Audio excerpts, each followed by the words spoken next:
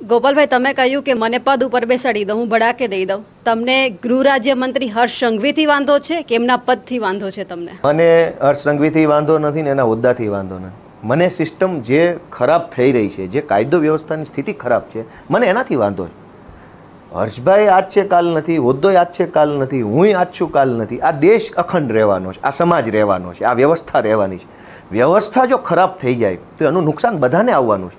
હર્ષ સંઘવી અમર નથી અને આજીવન ગૃહમંત્રી નથી. મને શું કામ એનાથી વાંધો હોવાનો? પણ જ્યાં સુધી તમે ગૃહમંત્રી છો તો કંઈક એવા પગલાં લો કે સમાજમાં એક કાયદાનો ડર બેસે. એના બદલે ભાજપના રાજમાં એવું થઈ રહ્યું છે કે ભાજપ સાથે જોડાઈને ગમે તેવા 2 નંબરના ધંધા કરે એને બચાવી લેવામાં આવે છે. જસદણના ભાજપવાળાના ઘરે બુલડોઝર નથી ફરતું, દાહોદના બળાત્કારીને ઘરે બુલડોઝર નથી જતું. તો એનાથી ખરાબ મેસેજ જાય છે કે સિલેક્ટેડ જગ્યાએ બુલડોઝર જાય છે અને ભાજપવાળા હોય ત્યાં નથી જતું. તો મને